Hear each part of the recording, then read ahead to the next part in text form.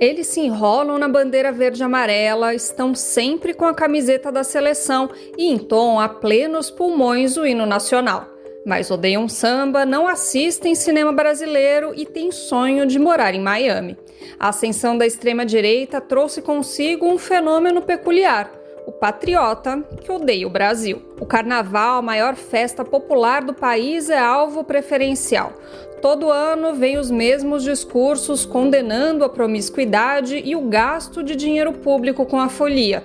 Julgamento que não atinge, por exemplo, a Oktoberfest, apesar da festa alemã que acontece em Blumenau ser regada a bebida alcoólica.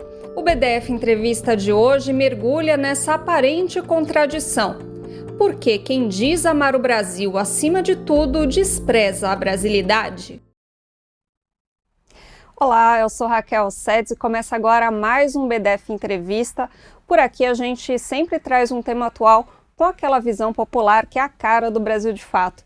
E para o papo de hoje eu recebo uma pessoa que entende muito de cultura popular e de festa, o historiador e escritor Luiz Antônio Simas. Obrigada pela sua participação aqui com a gente.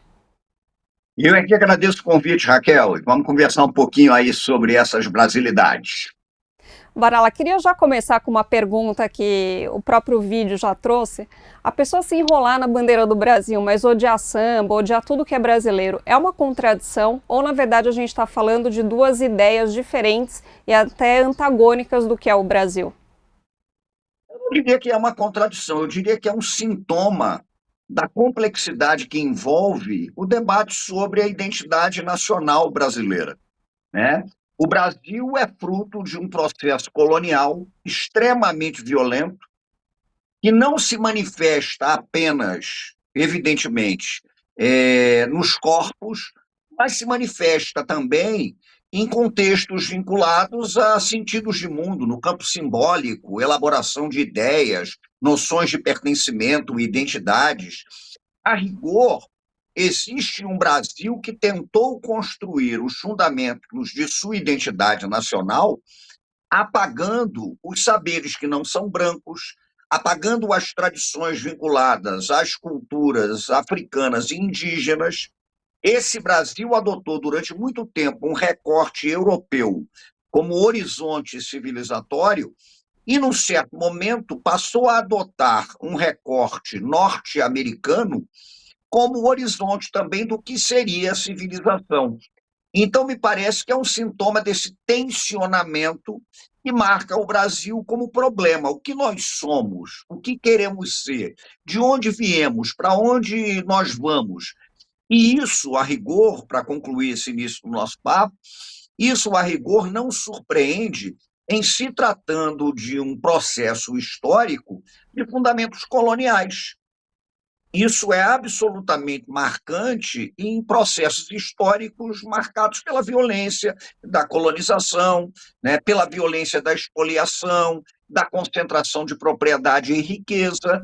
Então, esse tensionamento que marca o Brasil, que é muito mais um país de conflitos do que consensos, ele se manifesta, inclusive, em relação ao carnaval. Uhum. Chama muito atenção, né, nessas manifestações da extrema-direita, não só a presença da bandeira dos Estados Unidos, mas uma coisa que é mais recente, que é a presença da bandeira de Israel. Tem uma linha, né, dos evangélicos que tem uma crença que, enfim, que é ligada ao Estado de Israel e uma coisa meio apocalíptica, não sei explicar direito, mas também Israel hoje representa muito esse projeto colonial, né, de eliminação do outro, de dominação. Então, isso é mais um reforço, né, dessa ideia de colonização e de apagamento de quem é diferente, né, Luiz? Não tenha dúvida, até porque a gente tem que lembrar que o processo colonial, ele não se limita à exploração econômica. Ele também se manifesta no campo simbólico, no apagamento de modos de pensar, no apagamento de modos de rezar, no apagamento das manifestações culturais. A imposição de paradigmas da cultura também faz parte do processo de expoliação colonial e imperialista. Então, quando você pensa nisso e quando você coloca nessa equação ainda discursos que se legitimam em princípios religiosos, fica muito difícil, inclusive, você debater. Como é que você debate? Porque há uma questão aí cognitiva e vinculada à visão de mundo. Se você parte do pressuposto de que existem povos escolhidos, de que existem culturas superiores, de que existe uma vontade manifesta de uma determinada divindade, e você é apenas um instrumento dessa vontade manifesta, isso é muito complicado, né? Então, nós temos processos que, em geral, são marcados por extrema violência, e repito, porque acho que essa é uma dimensão que a gente tem que trabalhar com muito cuidado, mas com muita contundência, violência que não se manifesta apenas no campo material, na aniquilação de corpos, na domesticação de corpos, sobretudo vinculados a uma certa estrutura que envolve os interesses do capital, mas que também se manifesta nesse campo simbólico e se vincula ao apagamento de saberes que não são aqueles dos povos que, por alguma razão, acham que são escolhidos. Então, isso é extremamente perigoso, né? Essa coisa de você achar que você tem um destino histórico determinado, uma predestinação ou um destino manifesto, é perigosíssimo, porque a priori você parte do princípio que está autorizado, em nome de um discurso de transcendência, a aniquilar o outro. Então a alteridade morre nesse processo, não tenha dúvidas. Bom, se de um lado tem a dominação, do outro lado também tem a resistência, né, Luiz? Então eu queria que você explicasse uns conceitos que você trabalha, que são os de culturas solidárias e culturas de contra-ataque. Sim, porque eu costumo dizer que eu acho que não é só resistência. É resistência, mas vai além disso.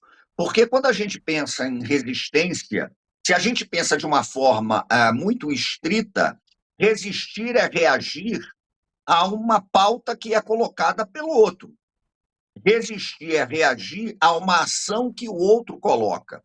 Me parece que essas culturas, elas evidentemente resistem, mas elas vão além da resistência, propondo inclusive a reconstrução de sentidos coletivos de vida.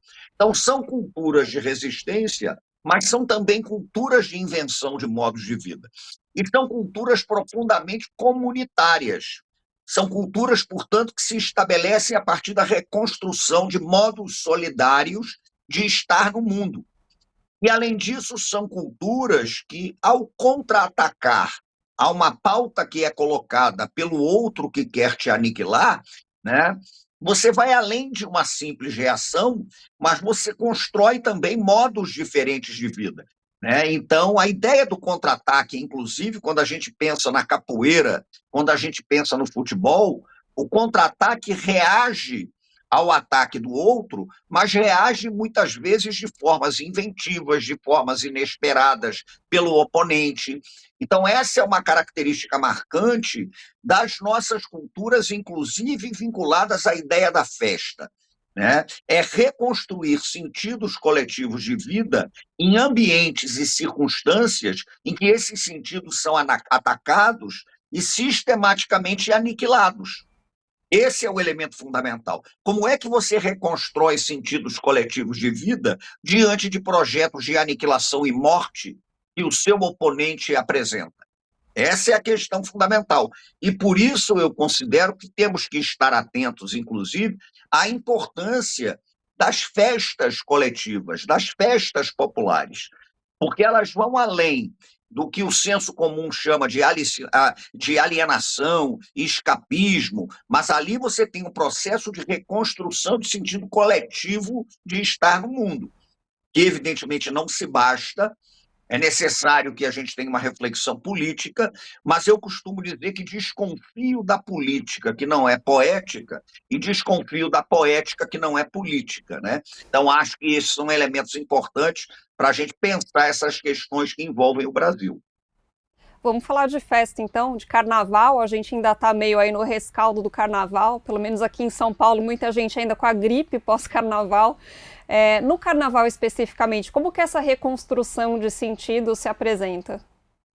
Olha, eu vou evocar aqui uma grande pensadora brasileira, Dona Lélia Gonzalez, uma referência fundamental do pensamento brasileiro, uma referência fundamental do movimento negro, A Dona Lélia tem um livro pouco conhecido, deveria ser muito mais conhecido do que é, sobre as festas populares no Brasil.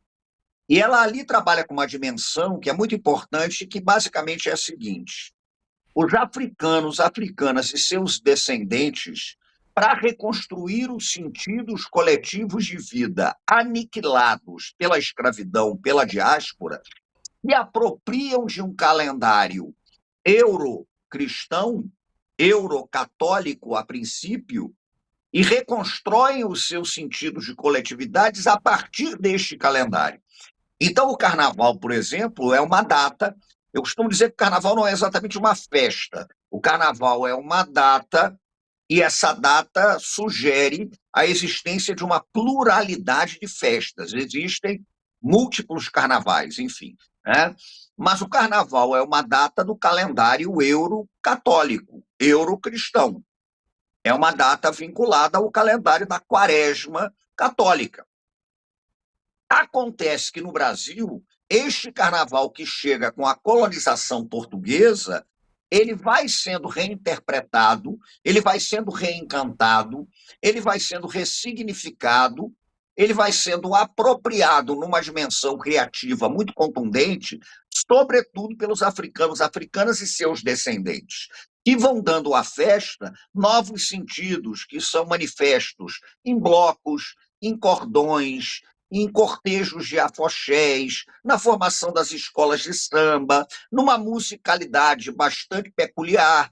Então, o carnaval ele tem uma importância absolutamente contundente no processo de formação da cultura brasileira, porque vai simplesmente além de uma data, vai simplesmente além de um conjunto de festas e opera na dimensão de reconstrução de sociabilidade, de sentido de mundo.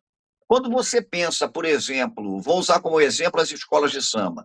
Quando você pensa a formação das escolas de samba nas décadas de 1920, 1930, quando você pensa em relação a São Paulo, a formação dos cordões carnavalescos ali no início da década de 30, você não está falando simplesmente de associações que brincam carnaval. Você está falando de associações que reconstroem sentidos comunitários de vida, que reconstroem redes de sociabilidade, que reconstroem traços de identidade, redes de proteção social. Esse é o elemento que é mais importante. Você acabou de dizer, por exemplo, que agora que acabou o carnaval, eu poderia dizer, já que peguei escolas de samba como exemplo, que agora que começou o carnaval, porque o tempo, na dimensão das cosmovisões africanas, ele não opera na linearidade. O tempo é espiral, né? O tempo é basicamente vinculado à ideia da roda. Então, a roda termina onde começa. Nesse sentido, a gente já está tendo um outro carnaval que está começando. Né? Você já está discutindo enredo, você já está debatendo fantasia. Outro dia eu estava conversando, por exemplo, com minha companheira, que é baiana, há bastante tempo da Estação Primeira de Mangueira, e as baianas de Mangueira já estão discutindo, por exemplo, as roupas que usarão na lavagem da Marquês de Sapucaí de 2027. Né? Então, tem uma contundência nisso que é muito bonita. Né? O carnaval, portanto, é construtor, mais do que uma festa, construtor de sentidos de vida que operam na dimensão da coletividade. Isso é muito relevante. Queria puxar essa questão da coletividade, né, que hoje a gente vive num mundo neoliberal, né, muito esse discurso do individualismo, de você se fazer por si mesmo, e essas culturas, né, que foram marginalizadas, né, culturas que têm origem, né, na diáspora africana, prezam muito pela coletividade, então também tem um terreno de disputa aí com a ideologia dominante, né? Mais do que isso, tem um terreno de disputa com a ideologia dominante, só que aí a gente vai ter que ir para a complexidade da cosmovisão. É filosofia. Porque, fundamentalmente, para as culturas africanas, eu escrevi um livro com meu mestre e meu professor Ney Lopes sobre isso, chamado Filosofias Africanas, uma introdução, e ali a gente mostra que para as concepções de mundo não brancas, africanas e indígenas, há aí uma relação muito íntima. A morte está mais vinculada ao esquecimento, à aniquilação da memória, do que propriamente é um fenômeno físico, né? Então, fisiologicamente, se a gente para de respirar, deixa de ser função vital, a gente morre. Mas para as percepções de mundo afro-indígenas, por exemplo, a morte vai muito além disso. A morte é um fenômeno de aniquilação da lembrança, da memória, é um fenômeno de esquecimento. Então, para que você se mantenha vivo, você depende fundamentalmente da coletividade, porque é a coletividade que vai recordar as tuas histórias. É a coletividade que vai falar sobre você. Esse é um dado muito importante. Então, a vida, se não for pensada numa dimensão coletiva, simplesmente não faz sentido. São percepções de mundo, portanto, muito distintas. A vida não faz sentido. E não é só uma questão material, é uma questão espiritual também, integrada, evidentemente, à questão da materialidade. Mas isso é muito simples, não tem sentido uma vida que não seja pensada dentro de uma coletividade. Não tem sentido nenhum. Isso é a aniquilação da própria experiência humana, né? Então, isso é muito sério. Num mundo em que nós somos individualizados, em que nossos corpos são domesticados pela lógica do capital, em que nossos corpos são domesticados pela lógica do tempo linear do relógio, que é medido pela produtividade, né? Essas instâncias de reconstrução de sentidos coletivos de vida, elas são transgressoras e são muito poderosas. Muito poderosas. Então, não é só um debate que se manifesta na estratégia política do conflito ideológico, se manifesta nisso também, mas é um debate que transcende esses aspectos e vai para a dimensão mesmo da cosmovisão, da filosofia, da espiritualidade. É muito sofisticado. O pensamento não branco é muito sofisticado. É ontologia, é percepção que você tem sobre o ser. E eu acho que a gente tem que aprofundar isso também, porque mesmo nós do campo progressista, nós somos viciados em reflexões eurocentradas o tempo todo, ainda. Não que essas reflexões não sejam importantes e não sejam instrumentos fundamentais para pensar no engajamento e na transformação social, mas a gente tem também que raspar o fundo desse tacho, né? E entender que há percepções poderosas de mundo que são importantíssimas para a gente tentar construir, enfim, vidas que sejam, digamos, mais dignas, né? Num processo em que tudo parece ser devorado pela lógica da financiarização. Eu acho que tem muito disso também. Uhum. Você estava falando, eu estava lembrando, eu trabalhei em um outro local, né? Eu trabalhei com alguns anos num programa que era de cultura popular brasileira, né? Então fiz matéria sobre jongo, batuque de umbigada. E aí essa presença dos ancestrais é muito, né? A presença presente vai ficar meio feio de falar, mas é uma coisa muito viva ali, né? Eles sempre estão lembrando as pessoas que já se foram, mas que ajudaram a construir aquilo. E também tem um outro detalhe que é muito importante também, que as comidas que são feitas, tem uma parte que é para vender, mas se doa, né? A pessoa vai Sim, na festa do jongo, você ganha lá não lembro se era uma galinhada, era alguma coisa lá que era uma comida típica que eles faziam. Então é um outro jeito, né, de encarar a vida que não é ligado ao dinheiro, não é ligado também a esse tempo linear, como você mesmo falou. sim. E é importante até discutir o que, que nós estamos chamando de saber ancestral, né? Porque tudo que é ancestral nas mais diversas culturas, enfim, mas é ancestral porque continua fazendo sentido hoje. Dialoga com o contemporâneo, dialoga com o tempo de hoje. Se deixa de fazer sentido hoje, não é ancestral, é simplesmente antigo, né? É uma relíquia antiga. Mas o pensamento ancestral, ele é atual, ele dialoga com o tempo presente. Por isso é que eu gosto, inclusive, e eu até prefiro, chamar as culturas populares de culturas tradicionais, né? Por quê? Porque tradição, ela não tem um sentido estático. Tradição, a rigor, é aquilo que, fundamentado no tempo, acaba te levando para frente. Tradição é aquilo que dialoga com as questões contemporâneas. Tradição é elo. A própria palavra, né, traditius, vem do latim, é elo, é um elo que você coloca numa corrente. Essas culturas são tradicionais. E elas são tradicionais porque elas são culturas contemporâneas. Parece um paradoxo, muita gente não entende, né? Mas as culturas tradicionais são tradicionais e ancestrais porque conseguem manter a sua atualidade. Elas conversam com o nosso mundo o tempo inteiro.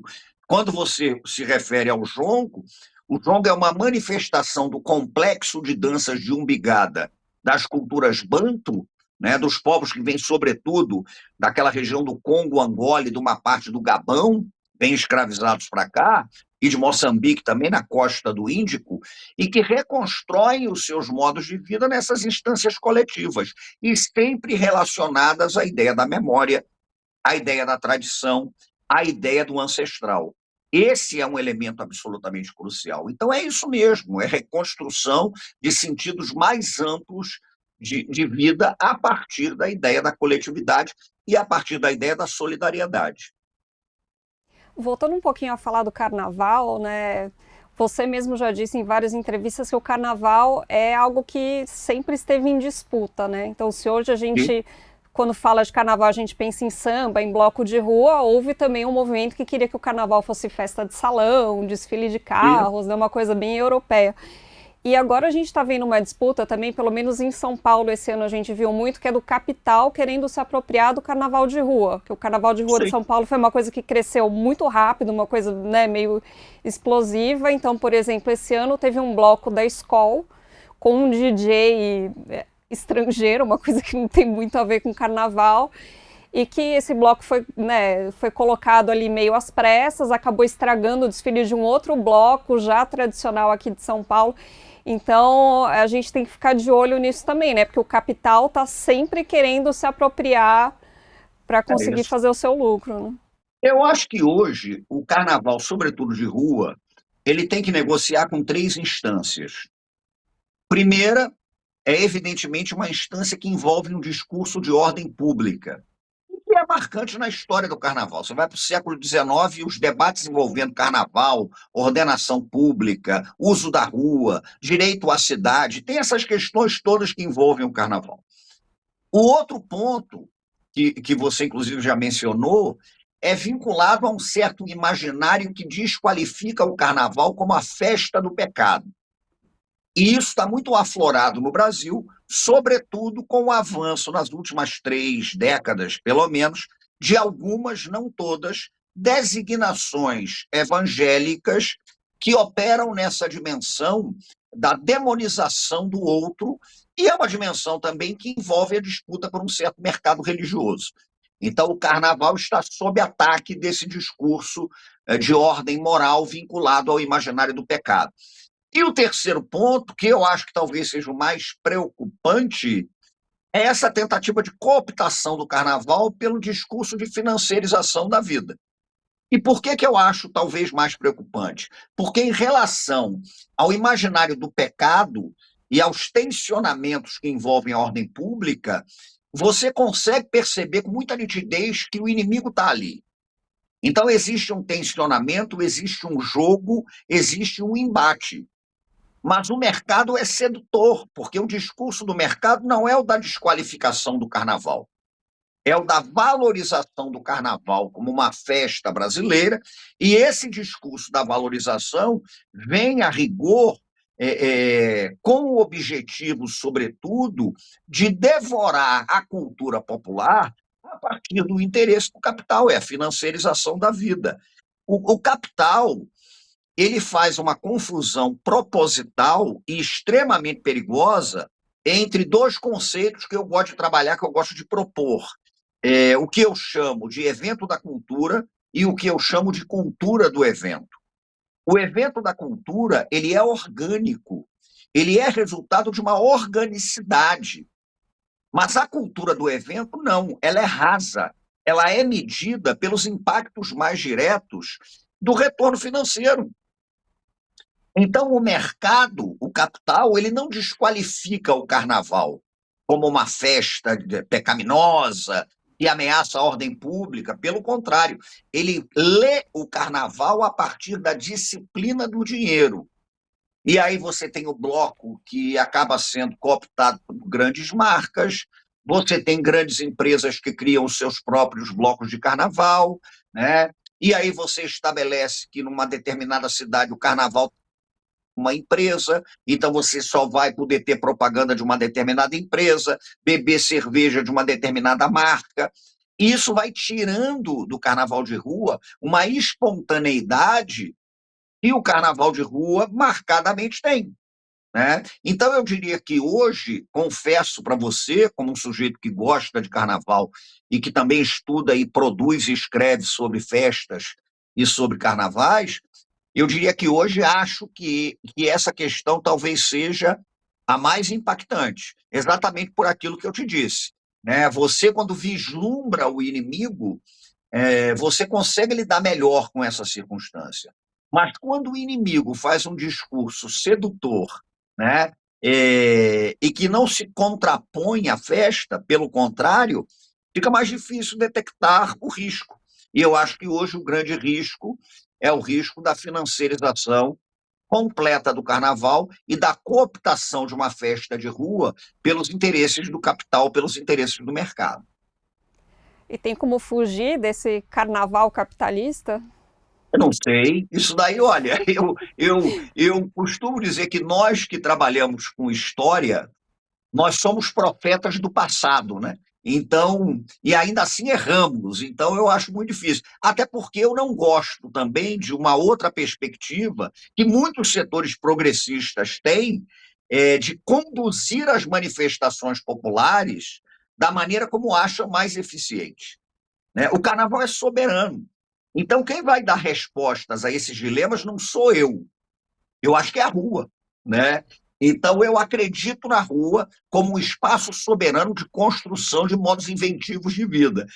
Até hoje, o carnaval sempre foi atacado por diversas circunstâncias, sempre foi tensionado, sempre foi muito mais uma festa que fala de nossos conflitos do que de nossos consensos, sempre foi. Essa ideia da alegria brasileira. Eu venho de uma cidade, eu moro numa cidade, eu nasci numa cidade, Rio de Janeiro, que é uma cidade com alma.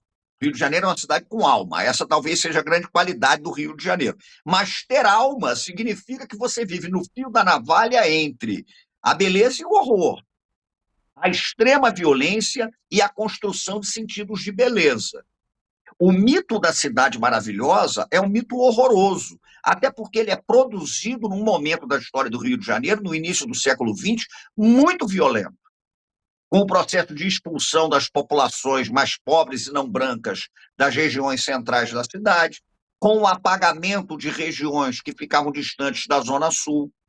Tem muita violência nisso, né? Mas o carnaval soberanamente conseguiu se reconstruir. A rua conseguiu apresentar alternativas. Então, eu confesso para você que não sei, né? Não faço ideia. Se você me pergunta se eu sou otimista ou pessimista, eu dou sempre uma resposta que o Gramsci dava, e eu gosto dessa linha de reflexão gramsciana. Eu me defino como um pessimista na análise, mas um otimista na ação. Né? Então, se a minha análise é pessimista, eu acho que a ação acaba construindo outros sentidos de vida. Então, acho que o carnaval, a rua é soberana, e mesmo sob ataque, a rua apresenta soluções. Pelo menos até hoje foi assim na história do Brasil. Tomara que continue. E o Carnaval do Rio, né? A gente pensar ali nos desfiles das escolas de samba, também tem esse tensionamento, né? Então a gente vê pessoas que não são ali da comunidade tendo destaque nas escolas, vamos usar como exemplo a Virgínia, né? Enfim, também Escola é de samba um... sempre negociou, né? Escola de samba sempre negociou. Desde a década de 30, as escolas de samba sobreviveram porque negociaram. Eu até provocativamente digo que acho que são muito mais instituições de negociação do que exatamente dessa ideia de resistência chapada. Só que, às vezes, resistir é negociar. Então, as escolas de samba, em qualquer lugar, elas negociaram, né, com o mercado, elas negociaram com a indústria do turismo, elas negociaram com a mídia, com o poder público, com a contravenção, com o crime. né, criando as suas estratégias de sobrevivência. E esse tensionamento sempre houve, né? Então, ao mesmo tempo em que você tem a Virgínia como rainha de bateria da Grande Rio, você tem uma série de rainhas de bateria hoje que são mulheres maravilhosas, negras e da comunidade. É o caso da Evelyn da Mangueira, é o caso da Maiara do Paraíso do Tuiuti, é o caso de uma tradições de rainhas de bateria que a Beija-Flor de Nilópolis tem, ligadas à comunidade, desde a Soninha Capeta, que foi uma rainha de bateria exemplar. Enfim, tem muita coisa acontecendo, né? Então, ao mesmo tempo que você tem uma Virgínia, que é um corpo, digamos, um pouco estranho à dimensão da tradição carnavalesca, né? Você tem a força ainda das alas de baianas, você tem a força ainda dos componentes da bateria, né? A escola de samba é tensionada o tempo todo. De novo, eu repito aquilo, nós estamos muito acostumados no Brasil com um discurso que elabora um imaginário do consenso como elemento da nossa formação, quando, a rigor, nós somos muito mais filhos do conflito, né? As escolas de samba, por exemplo, têm um desafio pela frente, que é transformar, no Rio de Janeiro isso acontece, e eu acho que vale para outros lugares, mas é transformar o espetáculo dos desfiles num espetáculo mais acessível às próprias comunidades. Porque não adianta você ter a comunidade desfilando, a baiana desfilando, a bateria desfilando, esses tensionamentos todos, quando grande parte do público do dia do desfile é formado por gente que não tem nenhuma relação com essas comunidades, num processo de camarotização, como eu costumo dizer, né, em que o sujeito vai para o sambódromo, para um camarote daqueles, muito mais porque é um ambiente instagramável, né, ou então porque quer fazer network, essa coisa medonha, né, do mundo corporativo, essas expressões bizarras, ridículas, paupérrimas, cafonas, né, que o mundo corporativo traz. Então, eu concordo contigo. Eu acho que é um embate, né? E tem disputa. Eu acho que o importante é saber que tem disputa. Essa é a questão que eu acho que é fundamental. Falando nessa questão da identidade nacional, né, em alguns momentos da história brasileira, a construção de uma identidade nacional chegou a ser uma política de Estado. Então, se a gente pensa ali no Getúlio Vargas, foi com ele que o samba, né, passou de ser algo marginalizado a ser algo que é parte, né, da nossa identidade como brasileiros, o modernismo do JK. Isso foi perdido por quê? Bom, primeiro eu acho positivo que em alguma medida isso tenha se perdido, né? Porque essas construções identitárias, por exemplo, você citou da era Vargas, elas operaram numa dimensão em larga medida que parte do princípio que os nossos dilemas e contradições históricas teriam se resolvido no campo da cultura. E isso, em larga medida, apaga a violência da nossa formação. O processo, por exemplo, de legitimação do samba como um ritmo definidor de uma certa identidade nacional não veio acompanhado do processo de legitimação do sambista. Esse é um detalhe muito importante, porque a legitimação do samba não corresponde à legitimação das comunidades vinculadas à cultura do samba. A gente tem que estar muito atento a esse tipo de coisa, né? Então, a rigor, esse embate é um embate que atravessa a história da República. Resumidamente, quando a República é proclamada, e a República é proclamada pouco tempo depois da abolição da escravidão, a República começou a pensar a questão da identidade brasileira. E você tem uma geração inteira de intelectuais republicanos que pensaram a identidade brasileira a partir da ideologia do branqueamento. Você tem uma geração inteira que considerava que o caminho para a construção de um Brasil civilizado passava pela construção de uma identidade nacional de viés branco e europeu. E isso vai se manifestar em políticas de atração de imigrantes europeus, mas também na desqualificação de saberes não brancos. Perseguição aos sambas, às religiosidades não brancas, ao campo simbólico de elaboração de sentidos de vida dos descendentes de escravizados. Esse projeto de branqueamento vai ser muito vigoroso. Na era Vargas, isso muda, porque o projeto de branqueamento fracassou em larga medida. A era Vargas já vai propor um outro tipo de discurso. Reconhecer que o Brasil é resultado do encontro entre brancos, negros e indígenas. Acontece que essa criação ela vem acompanhada de mitos cordiais vinculados à ideia da democracia racial, de que nós conseguimos resolver dilemas de uma história violenta, criando uma cultura mestiça. Isso também é muito perigoso. É evidente que o Brasil tem uma cultura que é mestiça, ainda que esse termo seja muito problemático. O problema não é esse. O problema é reconhecer que isso não é fruto de consensos, é fruto de violências, é fruto de processos de expoliação, né? Então, às vezes, é bom arregaçar essa ideia da identidade nacional para repensar o Brasil, porque os mitos cristalizados de identidade nacional são muito perigosos. Identidades fixas, elas são confortáveis, mas costumam ser mentirosas, né? Por isso é que eu falo, para responder à tua questão da identidade, que o Brasil precisa debater de uma forma cada vez mais contundente a construção não do seu futuro, que a gente fica muito pensando, ah, vamos construir o futuro. O Brasil, nesse momento, precisa construir o seu passado.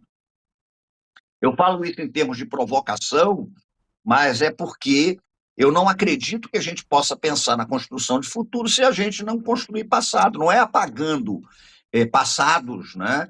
Não é apagando a construção de memórias coletivas outras que a gente vai resolver os dilemas brasileiros. Então, nós temos um vasto passado aí a ser construído para que a gente possa pensar num futuro mais generoso. Vou fazer uma pergunta que não é nada fácil, mas você vislumbra alguns caminhos para que essas culturas de contra-ataque, essas culturas de solidariedade possam não ficar só restrita ao carnaval, ao terreiro, às culturas tradicionais e possam nos ajudar a criar um novo projeto de país?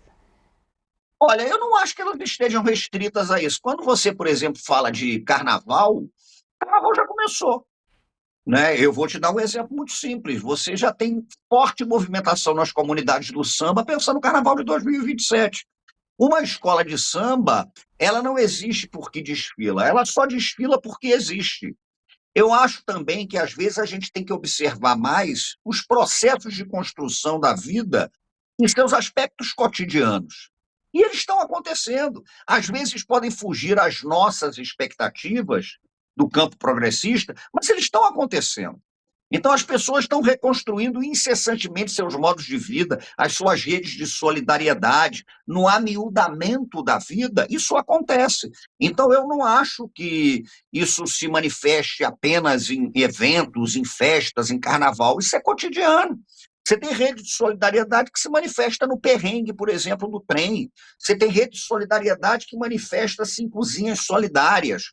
Né? Eu acredito, a rigor, cada vez mais, eu vou lhe confessar, é uma percepção minha, eu cada vez mais sou, digamos, um desiludido da ilusão dos grandes processos, mas eu cada vez mais gosto de perceber como, em pequenos processos cotidianos de construção de sentidos de mundo, você vai se contrapondo a esse horror.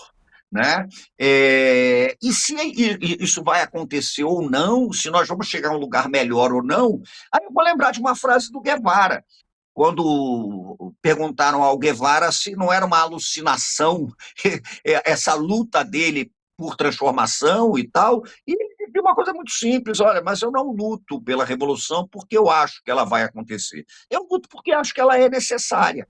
Então eu acho que tem sim processos acontecendo. Agora, eu não estou minimamente vinculado à posição do iluminado. Eu acredito em processos orgânicos que fundamentalmente venham do chão. Hoje você tem no Brasil um movimento indígena que está se organizando de uma forma muito profunda, né, muito contundente. Hoje você tem, por exemplo, uma juventude negra que entrou nas universidades e vem construindo outras perspectivas e outras narrativas. Então, eu acredito nesse processo, sim. Né? Eu não sou um sujeito messiânico que acha que o fim inexorável da história é a solidariedade, não acho, mas eu acho que tem luta, eu acho que é jogo, né? E esse processo está aí, está acontecendo. né? E acho que ele é cotidiano, não acho que ele se limite a festas e etc. Pelo contrário, a festa é a culminância de experiências cotidianas de construção de sentido de vida. Luiz, muito obrigada por esse papo, viu? Foi ótimo a gente entender melhor tudo que tá, né, por Valeu. trás da festa, por trás da celebração. Obrigada. Eu te agradeço. Valeu. E assim a gente encerra mais um BDF Entrevista. Muito obrigada pela sua audiência, pela sua companhia e até uma próxima. Tchau.